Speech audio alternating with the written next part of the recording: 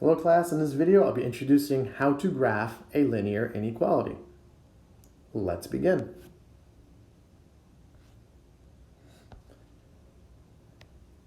So we want to consider the linear inequality 2x minus y is greater than 3. We have a chart here with a list of ordered pairs, and what I'm going to do is I'm going to substitute the ordered pairs into the inequality to determine whether we get a true inequality statement or a false inequality statement. And I'm going to start with 0, 0. So I'm going to substitute 0 in for x and 0 in for y, and the result is that 0 is greater than 3. That is definitely a false statement.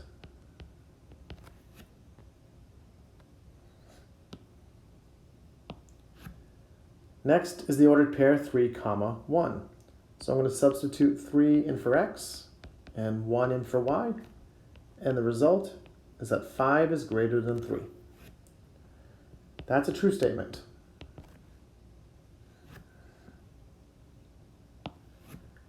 Next is negative 1, 7.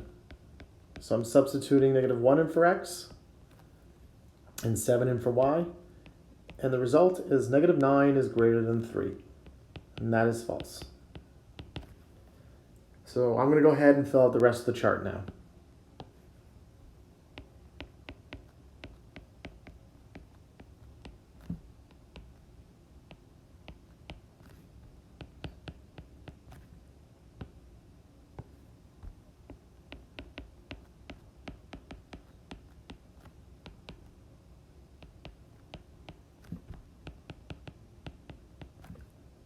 And the last one.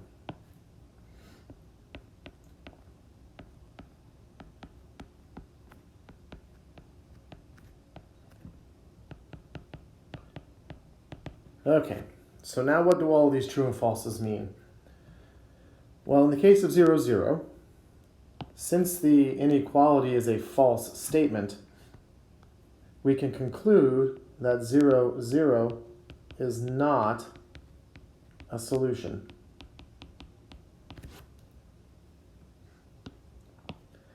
Since the ordered pair 3, 1 resulted in a true inequality statement, we can conclude that 3, 1 is a solution. So what I've done is I've gone ahead and plotted all of these ordered pairs on this grid. And the ordered pairs in red are not the solution, and the ordered pairs in green are part of the solution. Now what I'm going to do is I'm going to graph what's called the borderline. And the borderline is the line 2x minus y is equal to 3. And I'm going to use a dashed line for reasons why I'll tell you later.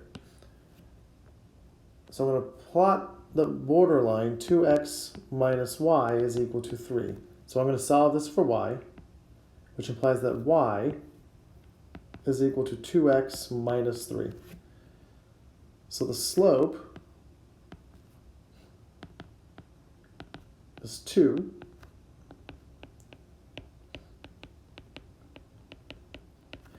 And the y-intercept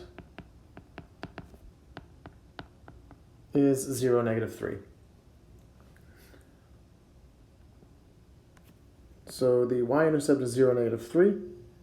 And from there, we need to go up 2 to the right 1. So we're going to go up 2 to the right 1, up 2 to the right 1, and so forth and so forth. And then we go down 2 into the left 1, like such. And now I'm going to plot this line using a dashed line.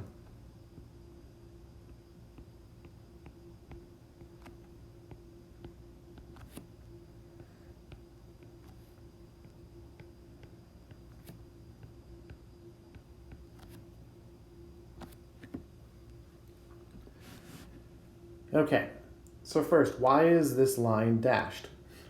Well, if we take a look at this coordinate right here, that lies on the borderline, that is not part of the solution. So the borderline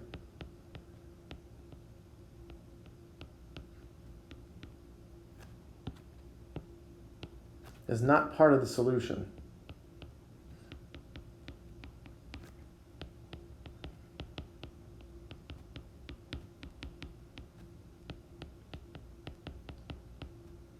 That's why it is a dashed line. Next, why are all the solutions below the dotted borderline? Well, that's because when we solve the inequality for y, so we have 2x minus y is greater than 3. So if we solve this inequality for y, we get the following. And next we're going to divide both sides by -1. And remember, when you divide by a negative number or multiply by a negative number, you reverse the inequality. And this is read as y is less than 2x minus 3. And that means the solution region is below the line.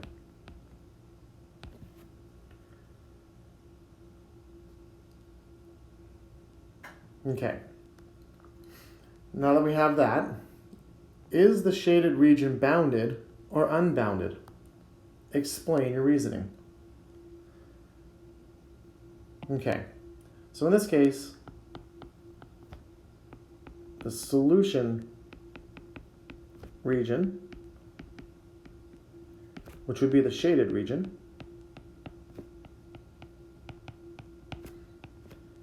is unbounded because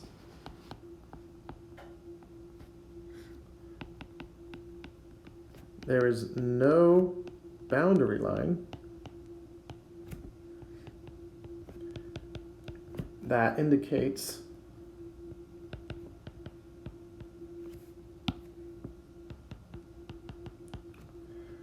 where the solution region ends.